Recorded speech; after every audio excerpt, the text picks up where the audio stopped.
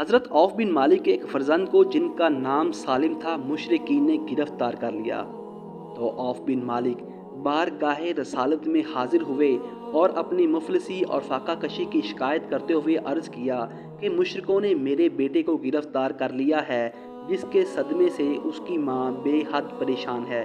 اس سلسلے میں مجھے کیا کرنا چاہیے؟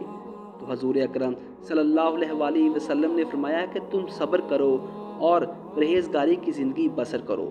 تم بھی بکثرت سے ولا حول ولا قوت الا باللہ العلی العظیم پڑھا کرو، اور بچے کی ماں کو بھی تاکید کر دو کہ وہ بھی کثرت سے اس وظیفے کا ذکر کرتی رہے۔ یہ سن کر عوف بن مالک اپنے گھر چلے گئے اور اپنی بیوی کو یہ وظیفہ بتا دیا۔ پھر دونوں میاں بیوی اس وظیفے کو بکثرت سے پڑھنے لگے۔ اسی درمیان میں اس وظیفے کا یہ اثر ہوا کہ ایک دن مشرکین حضرت سالم علیہ السلام کی طرف سے غافل ہوئے، چنانچہ موقع پا کر حضرت سالم مشرکوں کی قید سے نکل بھاگے اور چلتے وقت مشرکوں کی 4000 بکریاں اور 50 اونٹ کو بھی ہاتھ ہانک کر لے آئے اور اپنے گھر پہنچ کر دروازہ کھٹکھٹایا۔ ماں باپ نے دروازہ کھولا تو حضرت سالم موجود تھے۔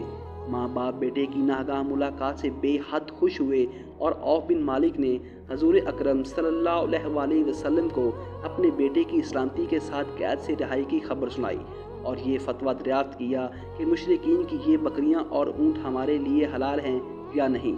تو حضور اکرم صلی اللہ علیہ وآلہ وسلم نے ان کو اجازت دے دی کہ وہ اونٹوں اور بکریوں کو جس طرح چاہے استعمال کرے، اور اس کے بعد یہ آیت نازل ہوئی، اور جو اللہ سے ڈرے اللہ اس کے لیے نجات کی راہ نکال دے گا اور اسے وہاں سے روزی دے گا جہاں سے اس کا گمان نہ ہو، اور جو اللہ پر بھروسہ کرے تو وہ اسے کافی ہے۔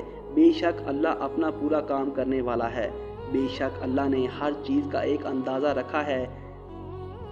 ناظرین گرامی، حضرت مجدد الف ثانی کی مقبولیت کو دیکھ کر کچھ درباریوں نے بادشاہ جہانگیر کو اکسایا تو اس نے آپ کو دربار میں بلایا۔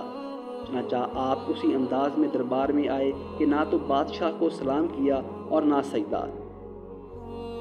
اس پر آپ سے سجدے کے لیے کہا گیا تو آپ نے فرمایا میں اللہ کے سوا کسی کے آگے سجدہ نہیں کرتا۔ اس کے بعد جہانگیر نے آپ کو گوالیار کے قلعے میں قید کر دیا۔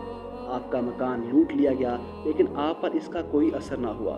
آخر جب جہانگیر کو ندامت ہوئی اس نے شیخ کو رہا کرنے کا فیصلہ کیا، لیکن شیخ نے اس کے لیے بھی چند شرطیں رکھیں اور فرمایا کہ جب تک یہ پوری نہ ہوں گی میں جیل سے باہر نہیں جاؤں گا۔ وہ شرطیں یہ تھی کہ سجدہ تعظیمی کرانا بند کیا جائے، ہندوستان میں جتنی مسجدیں شائد کی گئی ہیں ان کو دوبارہ تعمیر کروایا جائے، بادشاہ اپنے ہاتھ سے گائے ذبح کرے اور گائے کشی عام کی جائے، مقدمات کے فیصلوں میں شرعی احکام نافذ کیے جائیں اور ہر جگہ شرعی قاضی مقرر کیے جائیں، غیر مسلموں سے جزیہ وصول کیا جائے، باطل رسومات کو بالکل ترک کیا جائے، تمام قیدی جو شریعت پر عمل کرنے کی وجہ سے قید کیے گئے ہیں انہیں فوری رہا کیا جائے۔ چنانچہ جہانگیر نے تمام شرطیں مان لی تو آپ جیل سے باہر آئے۔